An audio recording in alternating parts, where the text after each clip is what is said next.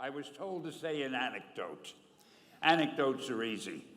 So I thought to myself, what kind of anecdote can I tell these people who really have more important things to do? And I figured I'm going to tell you how Spider-Man came into being. It's a true story, although sometimes it's hard even for me to believe it.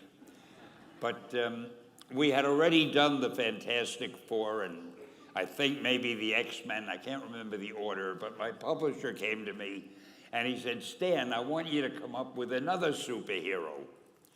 So I said, okay, went home, and when my publisher said do something, I'd better do it because I wanted to keep my job.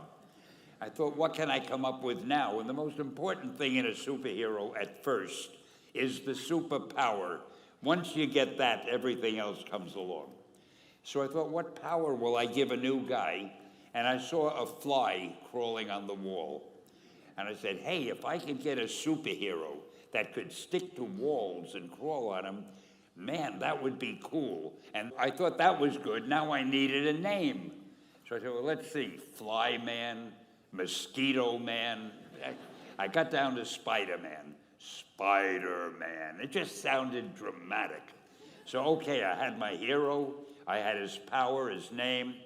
And then I figured, just for fun, I'm going to give him personal problems.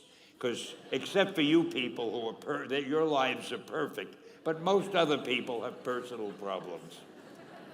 And then I thought I'd make him a teenager, because there were no teenage superheroes that I knew of at the time. So armed with all that wonderful material, those great ideas, I ran into my publisher's office and I told him. This was my reaction, the reaction he gave me. Stan, that is the worst idea I have ever heard. First of all, and he started to give me his, because he's a very logical man, very intellectual. First of all, people hate spiders, so you can't call a hero Spider-Man. You want him to be a teenager? Teenagers can only be sidekicks. And you want him to have personal problems? Stan, don't you know what a superhero is? They don't have personal problems. Well, I left the office disappointed, but obviously a much wiser man. And I couldn't get Spider-Man out of my system. So we were about to kill a magazine. I think it was called Amazing Fantasy. It wasn't selling well, and we were sending the last issue to press. When you do the last issue of a magazine, nobody cares what you put in it because the book is dying. Just to get it out of my system, I put Spider-Man in Amazing Fantasy, feature him on the cover, forgot about it. A month later, all the sales figures came in. My publisher came racing into my office. Stan, you remember that character we both loved so much, Spider-Man? He said, let's do him as a series.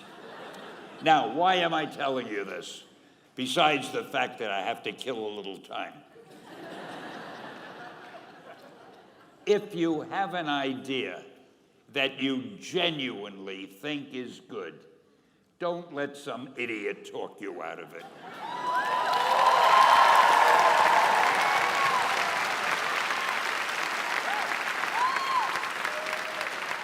Now, that doesn't mean that every wild notion you come up with is going to be genius, but if there is something that you feel is good, something you want to do, something that means something to you, try to do it.